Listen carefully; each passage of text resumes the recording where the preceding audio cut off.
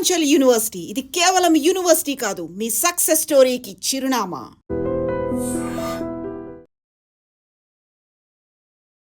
తెలంగాణలో ఆర్టీసీ సమ్మె తీవ్ర రూపం దాల్చింది.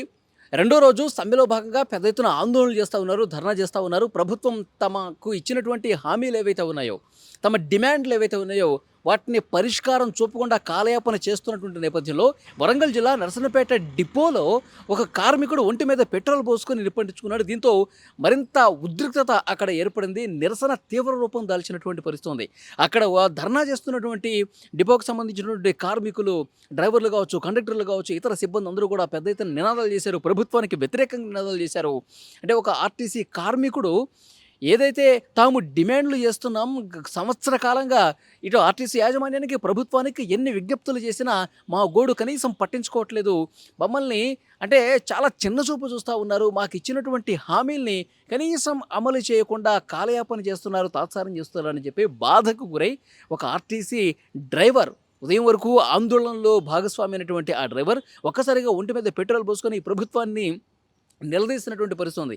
అక్కడ తోటి కార్మికులు, సిబ్బంది ఎవరైతే హుటాహుటిన వేగంగా స్పందించి అతని మంటలు ఆర్పే ప్రయత్నం చేశారు. అప్పటికే సగం వరకు కాలిపోయినటువంటి పరిస్థితి ఉంది. వెంటనే అతని ఒంటి మీద ఉన్నటువంటి దుస్తులు, కాలిన దుస్తులన్నిటి కూడా తొలగించి ఒక గుడ్డ కప్పి తర్వాత హుటాహుటిన ఆసుపత్రికి తరలించారు. అతని పరిస్థితి ప్రస్తుతం విషమంగా ఉన్నట్టుగా సమాచారం వస్తుంది. అంటే ఈరోజు రాష్ట్ర వ్యాప్తంగా రెండో రోజు సమ్మె జరుగుతుంది. నిన్న విజయవంతమైంది. రెండో రోజు సమ్మె అన్ని డిపోల్లో రాష్ట్ర వ్యాప్తంగా ఇటు మెదక్ కావచ్చు, వరంగల్ కావచ్చు, మహబూబ్ నగర్ కావచ్చు, ఆదిలాబాద్ కావచ్చు, వరంగల్ కావచ్చు, నల్గొండ కావచ్చు, ఇట్లా ప్రతి డిపోలో కూడా బస్సులు ముందుకు కదలనీయకుండా పెద్ద ఎత్తున ఆందోళనలు చేస్తూ ఉన్నారు. రోడ్లని దిగ్బంధిస్తూ ఉన్నారు. డిపోల దగ్గర బైఠాయించి ఏవైతే మేము డిమాండ్స్ పెడతా ఉన్నామో 32 డిమాండ్లని వెంటనే అమలు చేయాల్సిందని చెప్పి పెద్ద ఎత్తున ఆందోళనలు చేస్తూ ఉన్నారు. ఈ డిమాండ్స్లో ప్రధానంగా ఆర్టీసీని ప్రభుత్వంలో విలీనం చేయటం ఒకటి, రెండోది వేతన సవరణ, ఇక దీంతోపాటు మూడోది ఏదైతే యూనియన్స్ ఉన్నాయో గుర్తింపు సంఘాలకు ఎన్నికలు నిర్వహించాలన్నది ఒక డిమాండ్. సో ఇలాంటివి ఎప్పటి నుంచో ఇవి అమలు కాకుండా ప్రభుత్వం తాత్సారం చేస్తుంది. కాంగ్రెస్ ప్రభుత్వం అధికారంలోకి రాకముందు ప్రతిపక్షంగా ఉన్నప్పుడు ఏవైతే వాళ్ళు హామీలు ఇచ్చారో వాళ్ళు 100% ఆర్టీసీని విలీనం చేస్తామని చెప్పారు, వేతన సవరణ చేస్తామని చెప్పారు.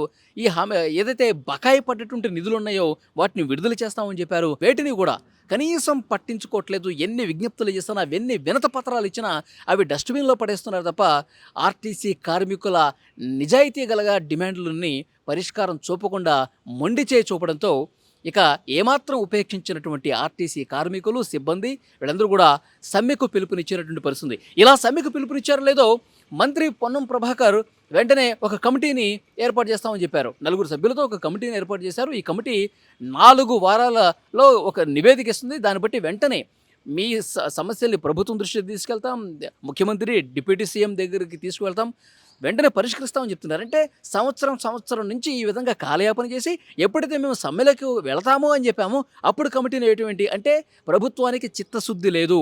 సమ్మె చేస్తేనే, రోడ్లన్నీ దిగ్బంధిస్తేనే, బస్సులన్నీ ఎక్కడికక్కడ అడ్డుకుంటేనే అప్పుడే వీళ్ళకి బుద్ధి వస్తుందని చెప్పి ఆందోళన ఉధృతం చేసే దాంట్లో భాగంగా సమ్మెకు పిలుపునిచ్చారు.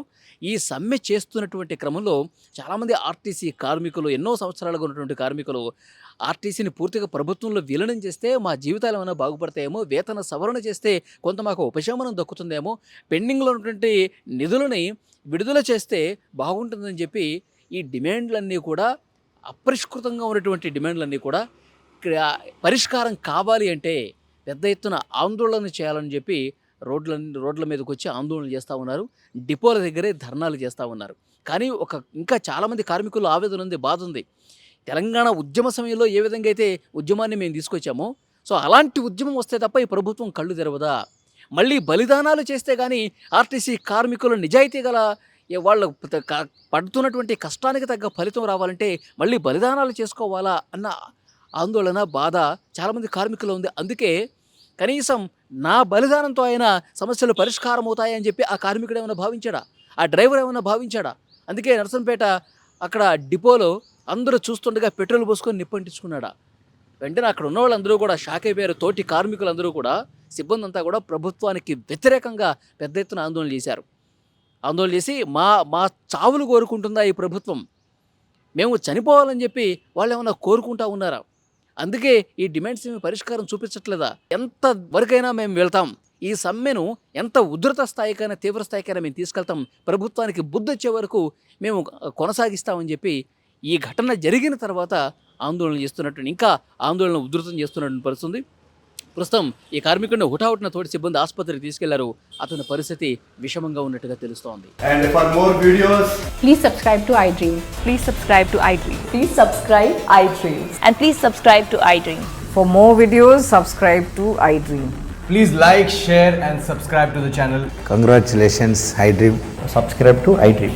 Subscribe to iDream. So subscribe to iDream Media. iDream team అందరికి huge congratulations. Please subscribe iDream Media. Please subscribe to iDream. Subscribe iDream. Please subscribe to iDream. iDream అంటే నా కళల ఛానల్ను సబ్స్క్రైబ్ చేసుకున్న నోరు తిరుగుతలేదు, మీరైతే గంట గుర్తు కొట్టండి. For more such videos, please subscribe to iDream. Subscribe to iDream. Please subscribe to iDream. Please subscribe iDream Media. Please do subscribe to iDream. Please subscribe to iDream Media. For best entertainment and information, please subscribe iDream. And don't forget to subscribe to iDream.